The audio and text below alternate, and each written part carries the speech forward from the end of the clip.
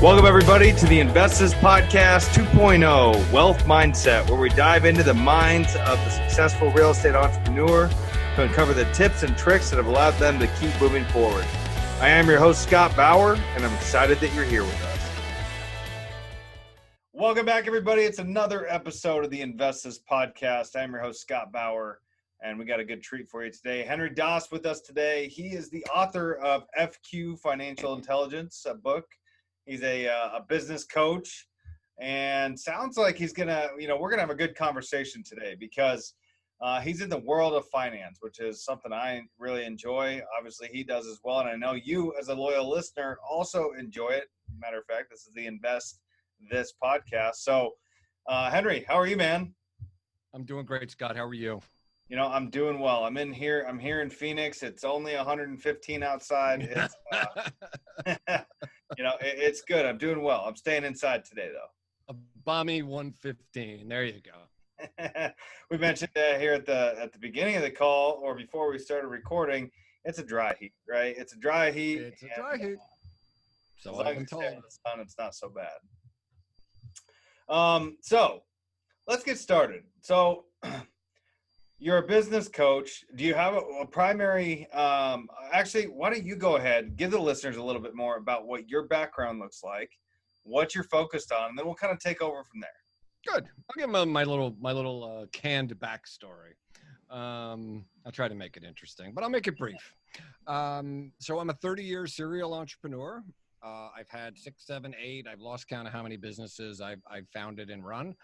Some good, some not so good. One ignominious failure happens to be in the real estate business, so your audience will like that. All right. For about the last 8, 9 years, I've been an entrepreneurial coach. So I coach folks generally with top lines in the $1 to $5 million area, but I do also coach earlier stage businesses. As you mentioned, I wrote a book called FQ Financial Intelligence.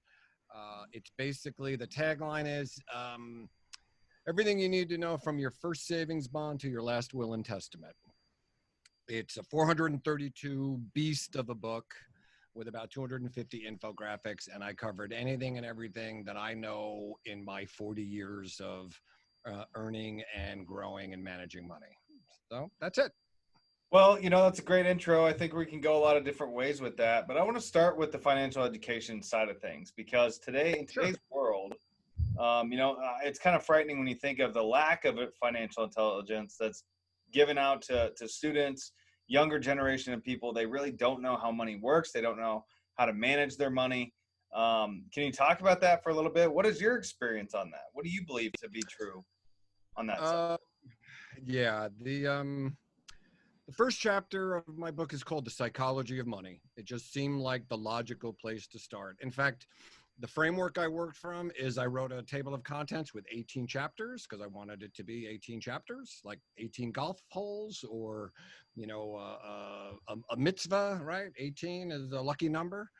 And I started there. I started with psychology. I worked my way through the nuts and bolts of balance sheet, cash flow, income statement, things that a lot of people who manage their personal finances, amazingly, a lot of people who manage their business finances don't have a grasp of. Sure. And then I talked about all the places that you can, park your money, whether it be stocks and bonds, real estate, Bitcoin, gold, bearer bonds, whatever it might be. I covered it. And then I talk a lot about other things like retirement planning, Social Security, things that can jump up and bite you. So I tried to cover pretty much the whole world. Well, in my experience, people are lacking in all of those areas. Well, yeah, and that's kind of what I wanted to. That's what the question was about. Is okay. When I see the lack of intelligence that's provided to you as a student when you're growing up in school about education on your money, which is probably, in my opinion, and yours, I'm sure as well, the most important education you should have, right? Because as we all know, everybody who's listening to this podcast knows that money, unfortunately, is something that's a necessity, or some value of some sort is a necessity of life. It's something that we all have to do. We're bartering constantly, or giving something for a product, or giving something for a service all the time. And so if you don't know how to manage your money, well, you could be in some trouble. Do you um, do you have any places where, other than your book, I guess, where people can go to start to learn about some more financial education? Sure, there are tons of resources out there. There are all sorts of guys who have websites and they teach courses, or there's Udemy courses or Teachable. I've actually taken a bunch of them. I took a bunch of them during my writing of the book. The book actually started as a course. So I built it as a course. I tested it with a dozen people. I was ready to launch. And then everybody said to me, you know what, Henry, needs to be a book first. It's kind of your lead magnet. The beauty of taking the course is I teach it to you one-on-one. I'm a one-on-one coach. Everyone is going to be different, right? Some people might want to learn about stocks, but because they live in scarcity, they're never, ever going to be able to put a trade on because it's just too high risk for them emotionally, too difficult. That's why I talk about the psychology. You really have to figure out what your tendencies are. Are you a miser at heart? Are you a riverboat gambler? Or are you somewhere in between? Amen to Then that. we can talk about all of the thousands of different investments where you can invest your money, right? There are scores of them. And also warn you about all the hucksters and charlatans that are out there trying to take your money or take the money of the unsuspecting. And there's a lot of those as well. There So is. it's a minefield. So I guess what I'm doing really, and I'm actually just thinking about this off the top of my head, is I'm kind of giving you a map of the minefield, right? Well, yeah, and I mean, you're absolutely right. It is a minefield. Matter of fact, and a lot of different investment advisors out there, and a lot of different investment firms that the public appears or is shown to be safe are really not safe at all. They're there to steal your money, and they do it legally. They do it legally. Really? There no such thing as a safe investment. I'm actually hosting a mastermind through a group that I belong to. I'm doing this pro bono. It grew out of a segment that a friend of mine did about passive investing. Very first thing I said to the 6 people in the group when we started is, there's no such thing as passive investment, right? As soon as you take your eyes off your money, it will disappear. It seems to vanish. Absolutely. Yeah. So Absolutely. Well, of the businesses that you started, the half dozen or dozen that you said that you've started, grown, do you still own those today? no, No. the only business that I own now is my coaching business, the business coaching, the financial coaching, mastermind stuff. Yeah. That's it. And we'll get into that, but I want to backtrack to understand a little bit more about what, how you came up with the businesses that you were in. You said that one of them was a major catastrophe, which happened happened to be real estate. Please enlighten us with some. I'm going to I'm going to air my dirty laundry here.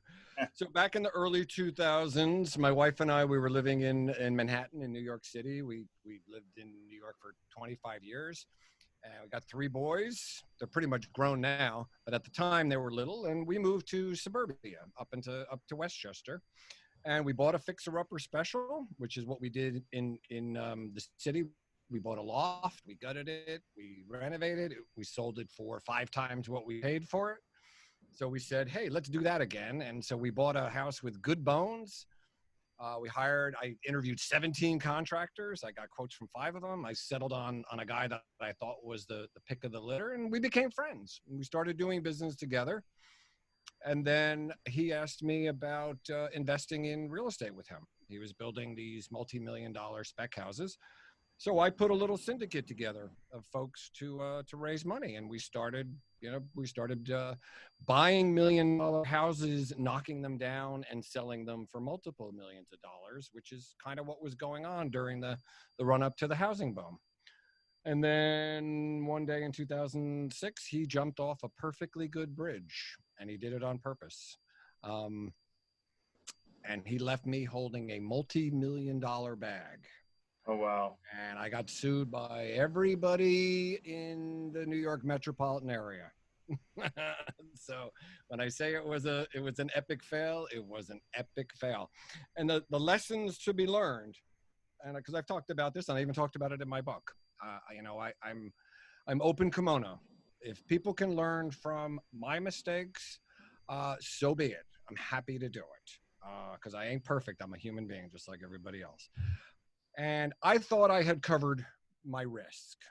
I really thought I had covered my rear end, and I was wrong. I miscalculated. I got seduced by the easy money. You know what the housing market boom was back there, Yep. all for the run up for the 2000s. I knew better, but I ignored risk. Right? You ignore risk at your own risk. And the only thing that bailed me out is the fact that by 2008, the entire market had collapsed, right? The Big Short, Lehman Brothers, Bear Stearns. So by the time we went to court, the court sided with us because they made a decision, right? And I wrote about this in my book. I call it, this is a little profane, but I'm going to say it's not a bad word, not such a horribly bad word, but I call it the greater asshole theory. And Okay. the idea is, who was the greater asshole? The bank for loaning us the money or us for taking it? And the judge decided that the bank has a greater responsibility to not loan money willy-nilly. And so they gave me a get out of jail free card. You are absolutely luckier than lucky could be right there. You have no idea because we were dead to rights. When my attorney called me, he said, you need to sit down. And I'm like, oh my God, I have to sit down. That's not a good thing. He said, in my 32 years of practicing real estate law, I've never seen anything like this. But the judge said they may foreclose on the property, but they may not seek restitution from any of the principals. The only principal with a pulse was me. Wow. And then a month later, he rescinded the order because the bank did not respond to him in a timely enough fashion. It's like you don't mess with judges, right? And they held them up for another year. By that time, the market cratered. By 2009, the market was just deader than disco. And they ended up buying the house back from themselves on the courthouse steps. And I walked away, licked my wounds, learned my lessons, and said, okay. So then I wrote about it in a book. So Henry, I want to understand the psychology that you had to have during that time period, because I can imagine, you have this great run up, you have this business model that's flourishing, you're buying multi-million-dollar houses for $1 million, turn around, fix it up and sell them for $3 million, you're making great money. Then the bottom falls out, and now all of a sudden your assets are worth half or whatever that you thought they were going to be. Well, nickels, maybe not pennies. Okay, nickels, whatever it may be. But then your partner decides to end his life here on Earth and sticks you with the bag. Gosh, let's talk about a massive punch in the face, right? It was a kick to the gut. Now, you were lucky enough that you were able to get out of that really kind of unscathed, because, which is crazy. I love to hear that, but that the judge sided with you. Typically, that's not the way that it goes. But no. How did you emotionally feel at that time? How were you able to kind of jump back and say, okay, this is a big hole. How'd you get out of that hole? Well, I was lucky that, all in, it only cost me a few $1,000s for the lawyer. It cost me 3 years of sleepless nights, certainly. But from a purely financial standpoint, it was powder. Where it really affected me was with my confidence and with sort of my social standing. I felt like I was a failure. I felt like people had placed their trust in me, and not that I had betrayed them, but I had let them down. And I know other people. My former business partner, he'd gotten money from 32 investors. He was also he was actually working as a contractor, had his own contracting company. He had to declare bankruptcy because he himself owed millions and millions and millions of dollars. And a lot of people went through that. It's humbling. It's humiliating, actually. Well, the reason I asked that question is for people that are listening to this podcast that may have similar situations, right? And when I say similar, maybe you've made a mistake on a deal and you're in the hole, you lost money, now you're trying to dig yourself out of that hole. Or maybe, you had an investment partner that loaned you the money and Mm-hmm. something happened on the deal, and you couldn't repay that money, and now you're in a hole. Well, you have to get out of it. And of course, the psychology and the mindset that you have to have in order to do that is what makes the difference, right? No So doubt. that's what I want to understand. Because not only, it's 2020 now, you're talking about this is '09, so we're a decade ago, right? Yeah, it's, well, 14 years ago. It's when it happened, 2006. Right. Right. So obviously you have bounced back, you have flourished, you have got No to the question. other side, right? So what was it that helped propel you to do that? You know, we talk about resiliency, right? Um, my father tried to be an entrepreneur back in 1960 with my uncle Murray. He started an engineering company. They lost $15,000 the first year, closed up shop, went out and got a job, never tried again. My father-in-law was in the real estate business, building houses on Long Island.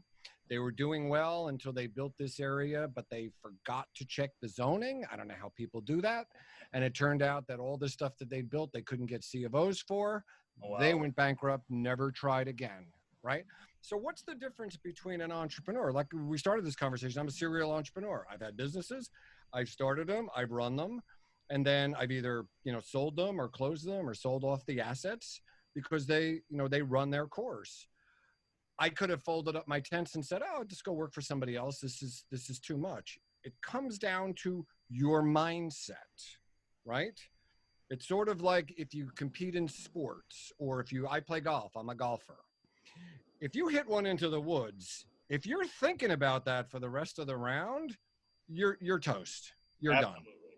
You need to have what I call a cornerback's memory, right? You're going to line up against the star wide receiver. He just burned you for a touchdown. Well, I tell you what, next time you're in there on defense and their offense gets the ball, that same guy is going to be lining up against you and he's licking his chops because he owned you last time they had the ball. If you're still thinking about that, he's going to blow right past you and score another touchdown. So you need to have that bounce back, right? And that's I think to a large degree that's kind of innate. I don't know. Maybe you can tell me. Can that be taught, or is that just something that's in your DNA? I Well, don't know. I don't think it's necessarily in your DNA. You definitely have the option, the choice to be resilient, right? Because everybody gets knocked down. Matter of fact, this whole life is a matter of being knocked down and lifted back up or getting back up again. The problem is, I Mm-hmm. think, for a lot of people that maybe have a big downfall is that they don't try to get back up again.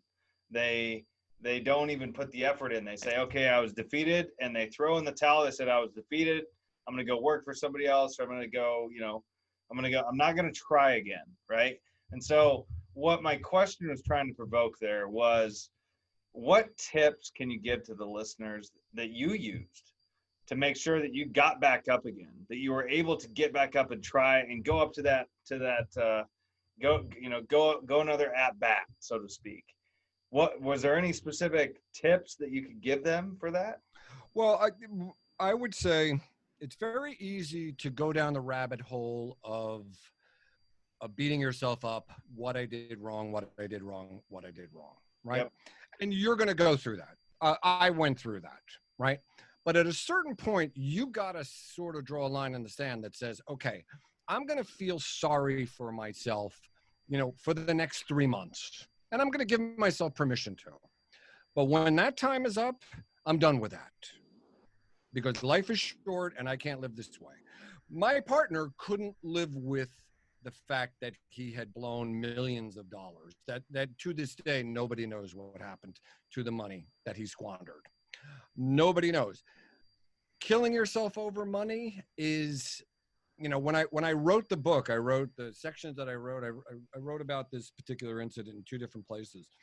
And my copy editor, a woman named Judith, who was really, really good, she wrote me back and she said, this is too angry, Henry. You're going to turn off your readers. And I went back and I said, I needed her to tell me that I was too angry. And I rewrote it to be more empathetic, because I was really angry and I was using it for catharsis. You're going to be angry, right? Don't jump off a perfectly good bridge, please, please, please. Money will come and go. Money will come and go. Amen. I'm still angry at him 14 years later for what many people call the coward's way out. But he couldn't get past his ego. All he had to do was ask people. Had plenty of friends. We could have circled the wagons and come up with a way to get him out of this situation, and he probably would still be alive today. But he couldn't face it. So if you want to wallow in it, do it for a little bit. Find a support group, find therapists, professionals to help you through it. Talk to people about it, write about it like I did, right? Get it out of you, right? You have to. There's stages to it, and you're going to have to work your way through it. But I do believe that you need to set a clock in Yeah, place. I like that. Right? I like you that. just have got to say, okay, I'm going to wallow in self-pity for the next 90 days. I'm just going to splash around in it, right? Because after 90 days, that's going to get really old. And you're going to say, all right, I did that. I'm done with it. Yep. And I need to move on. Grab myself by my bootstraps and get back in the game. And, I really like that. It's a great tip for all the listeners out there that maybe have a situation like that.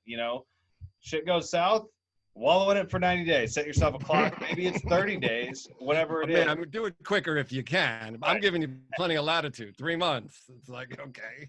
But then move on, right? Yeah, like you said, put your bootstraps on, put your boots on, get back up, get back in the game, and go try again. And you'll probably get help. Be surprised. Right? Get help, right? Now, there's lots and lots of people, coaches like me and you and other people out there who are more than willing to help you through these difficult times. Amen to that. That can't be closer to the truth. Now, with what specific you're a business coach now. Who are your clients? What are they? Are they in real estate? Are they in other what industries are they in? They're all over the map. I've had clients in the real estate business. I have clients in basic brick and mortar kind of businesses, cleaning. I have people who are SaaS products, right? Software as a service. I've had people who are, Amazon resellers and affiliate resellers, but they do, 7 figures a year, all over the map. Right. A lot of it's tech these days because that's what's hot. That's what's hot. A lot of them are location independent. They're not running old school brick and mortar. I had an office in New York City for 15 years. I like not having an office. I don't want to have that overhead. Absolutely. So people run remote teams all around the globe. They've got developers in Montenegro. They've got virtual assistants in the Philippines. They may be located in California. And they're running essentially 24-hour operations. So, which is what you have to do today. But the question I wanted to get out of that is, okay, in the industries that you're helping them through, that you're coaching them through, we're all dealing with this global pandemic situation with COVID-19. Right. What impact have you seen that have on some of your clients, and how, I guess answer that question to start. Yeah, that's a great question. At the beginning of April, I opened up my coaching practice for free, pro bono, to anybody and everybody on planet Earth for the months of April, May, and June. So for 90 days, we're back to 90 days. I had 87 phone calls with over 50 different entrepreneurs. I just put it out on a couple networks I belong to, LinkedIn, and people just schedule calls. I did it basically as a philanthropic gesture. As it turns out, I had lost 2 clients, but through that 90 days, I ended up getting two clients who signed up with me. So it ended up being kind of a zero-sum game, but it really wasn't why I was doing it. I really wanted to help people who were struggling. I'm 61 years old. I've been an entrepreneur for 30 years. Very rare that that people come to me with something that I haven't seen or haven't rubbed up against a little bit, but I never saw a pandemic before. Right. Right. I wasn't around. My dad was born in 1918. So he lived through the last pandemic. He passed away 20 years ago. It was fascinating talking to people. About, I'd say 90% of them were really having a hard time processing it all. Some of them, I talked to someone who was a travel blogger. Well, think about what happened to a travel blogger. Had a nice little business going and went to zero. No one's traveling, Yep. right? Just boom. What Oh, what what go ahead. what have So, I'm you? sorry, Scott. Was there something a specific something that you allowed them to that you told them to do to help them kind of get over this? Because that travel blogger, her business isn't coming back anytime soon, No. or he or she rather. Um, they may be out of business. How are you helping them to overcome that? Oh, we brainstorm ways to pivot, Yeah. right?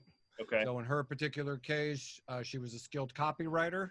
Wasn't really what she wanted to do. In fact, being a travel blogger was what she wanted to do, but she had pivoted away from copywriting. But you could always pivot back to it, right? Because copywriters are always going to be in demand, and she's a good one. May not be ideal, but again, this in theory, this pandemic, and please tell me that this pandemic is not going to last forever. Um, if you have to do a little mini pivot just to get by. I mean, the first question I asked everybody was, if this thing lasted till the end of 2021, are your personal finances stable enough that you can make it through that? And universally, and again, I take people at their word, universally, they said, yeah, my kids will eat, I'll have a roof over my head, all of those things. That's the first thing. That's the old, when the oxygen mask comes down, you put yours on first and then you worry about everybody else. Yes. Because if you're dead, you can't help anybody. Correct. So that's number one. So we got to take care of number one first, and then we can look at all of the things that are around us. Okay. So that's where I started. Get your personal house in order, then look at things that you can pivot into, right? Yeah. And we brainstormed those, and I think I helped a lot of people. I got very, very positive feedback. Some people had multiple calls with me because I said, look, the door's open. So you want to have another follow-up call?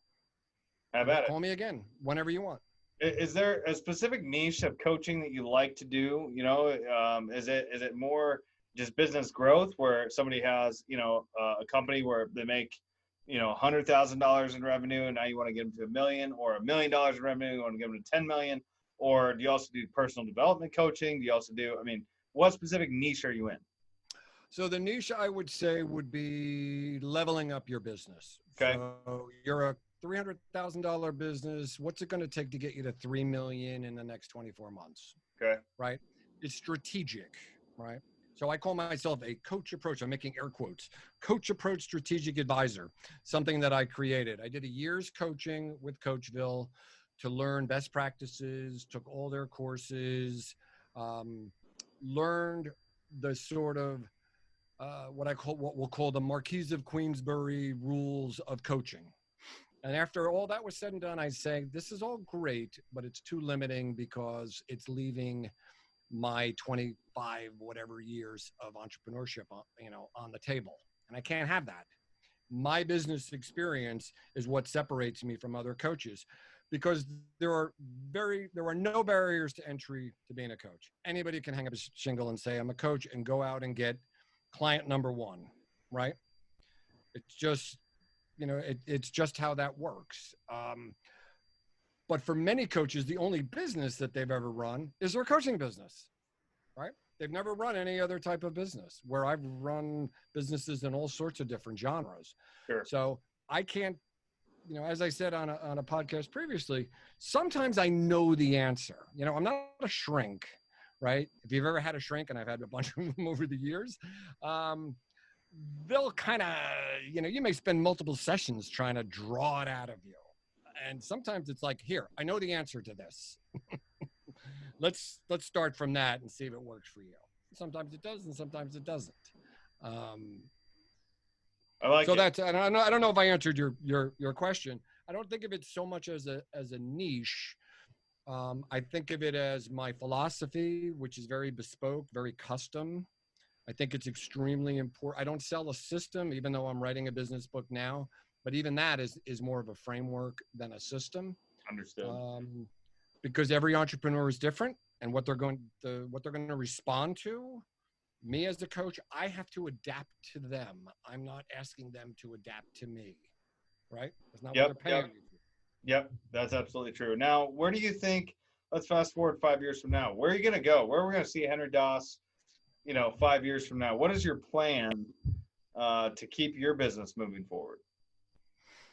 Um, Ideally, I would like to level up the FQ. The original impetus for writing the course, the FQ course, was born out of, I was at a conference in Bangkok, and I was sitting at a mastermind table with a bunch of coaches, and we were talking about the scalability of the coaching business. I coach one-on-one.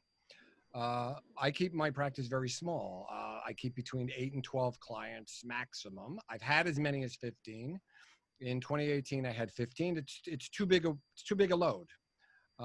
So that limits, how big my practice can be. So that's where the idea was born. I always wanted to create a course on financial intelligence, and everybody at the table was probably 25 years my junior, and they kind of looked at me and said, Henry, you might want to get on that. You're not getting any younger. So I used that little swift kick in the butt to go back and create the thing.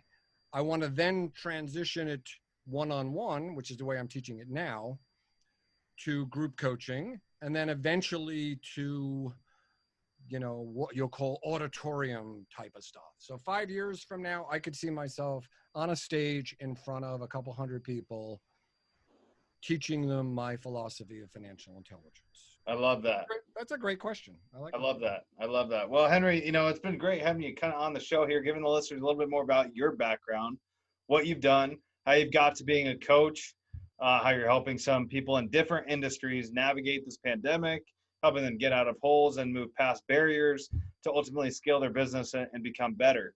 Are you, just for sake of time here, are you ready for a lightning round? Yeah. My schedule is clear today, All right. so you can lay it on me. Go ahead. Love this stuff. So, first question is, how do you feel that mindset is going to impact your business? What is the impact of your mindset on your business? You are what you tell yourself you are. So if you tell yourself you're a failure, you're a failure. All evidence to the contrary, right?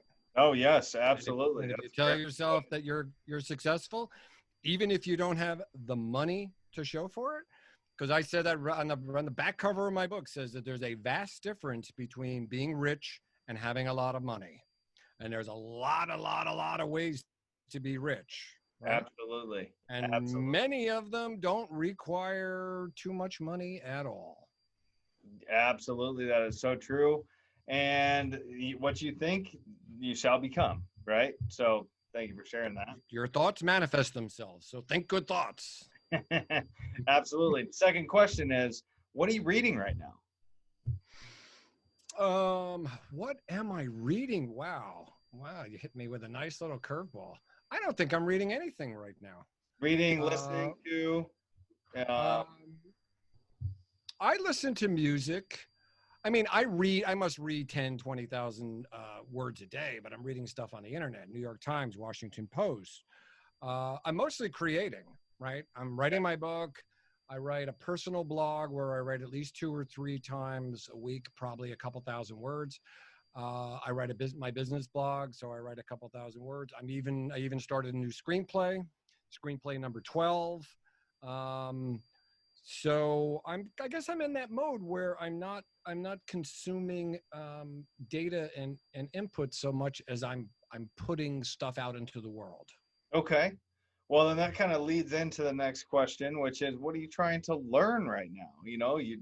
You're not, specifically reading anything, but are you trying to learn something new? Everything. If you've ever done Strength Finders, Marcus Buckingham wrote a book called Strength Finders. I've done it, I think, at least twice, and the results are always the same. Number one is learner. I'm a lifelong learner. I am. I want to know everything about everything. The research that I put into the FQ book was huge, massive amounts of research. I remember in college, I was an electrical engineer.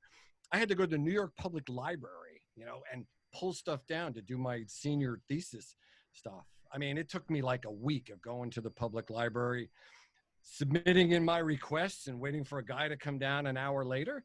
Now you've got the collective intelligence of every library in mankind on your phone. On your phone. Isn't that crazy? Yeah. The beautiful If thing. I'd known that this is how the world was going to be, I don't know if I would have wasted so much time learning stuff, because it's just it's almost like I would have learned how to use Google and then I'll grab what I need to grab. Absolutely. You know, that's Yeah. crazy. That's something good to pinpoint and point out right there.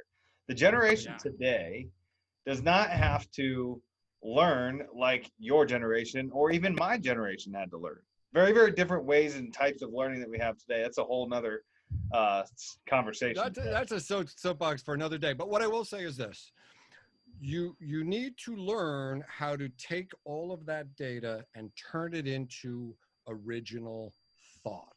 Simply regurgitating Jeopardy-like stuff for the world is useless. And my wife will chide me. I've been married for 30 years, and she will say that I have a head full of useless information. And then I'll point to my book or my screenplays and I'll say, well, you know what? All that useful information that you made fun of, well, a lot of that stuff went into the original content that I created. It was the raw material that I needed to create something brand new. And that's what I'm interested in doing. I like that a lot. I really do. Do you have a superpower, Henry? We just hit it. The ability. Since I brought up my wife, I will say it this way. I'll say it this way. My wife has more talent in her little pinky than I have in my entire body, as far as talent goes. Right? Just God-given ability. There's no comparison. The main talent that I have is I have the ability to master skills very quickly. They tell you something like it takes you 10,000 hours to get good at anything. Well, I'm going to give you 1,500. That's all you got. So get to it. I like that. I like that. How do you like to give back, Henry? What's that? How do you like to give back? Well, just like I did with my coaching thing, I like to give my time. I've Right. coached I've got 3 boys aged 19, 23, 28. And I've coached football, basketball, baseball, soccer, and lacrosse, probably 40 teams.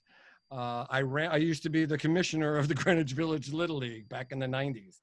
So I give up my time. I give up my time and my talent, because there are plenty of guys richer than me. Let them write the checks, right? Go ahead. You go do that. And I've written checks. Don't get me wrong. But giving of yourself, I mean, that's next level, right? Yeah, absolutely. Matter of fact, I would argue that giving your time is much more valuable than giving your money, because, of course, we all have a limited amount of time, and we all know there's an abundance of money out there. So, if anybody wants to give me money, no problem. Just come look me up. well, in case somebody does want to give you some money, how can they reach you? Where can the listeners reach you if they want to learn more about Henry Daas and how to get involved with your coaching, or get involved with your mastermind you kind of mentioned about, or just we talked about it, but for the sake of time, I'll keep it simple. So I have really two. Actually, I have 3 websites, but I'll give you 2. One is henrydaas.com, henrydaas.com. If you misspell it, people spell my name Dass. I even have that URL that points to it, just to cover all the bases. That's my personal site, where it has links to my business sites, but it also has, my screenplays and my baseball card collection, and, my golf and my Settlers of Catan boards that I make, because we play Settlers almost every night. I call it all the stupid stuff that I do when I should be working. And then my main business site is Daas Knowledge, Daas Knowledge. And if you go on that, there's a bunch of, freebie PDF giveaways embedded in the site. You got to kind of nosy around. There's also a link on the FQ tab where you can download my book for free. Because it turns out that the only person who makes money from books, if you self-publish, is Jeff Bezos, and he already has enough money. Well, that's why he's got enough money, right? Yeah, that's how he's got enough money. Henry, thank you for being here today. I appreciate you being on the show. For all you listeners that have stuck with us up to this point, that means you really liked it. Make sure to reach out to Henry. Of course, the links and everything will be attached to the show notes at the bottom of this. So if you are driving, don't pull or don't do it while you're driving. But when you pull over, go ahead and take a look, click on the link, visit his site, get involved with him if you wanna learn more about him. And other than that, thank you for being here again. Please like, subscribe, and share so we can tell everybody about what you just heard. And Henry, we'll look forward to keeping in touch with you. Thank you, Scott. It was a pleasure. Thanks for having me here. Talk to you soon. Thanks much. Bye-bye.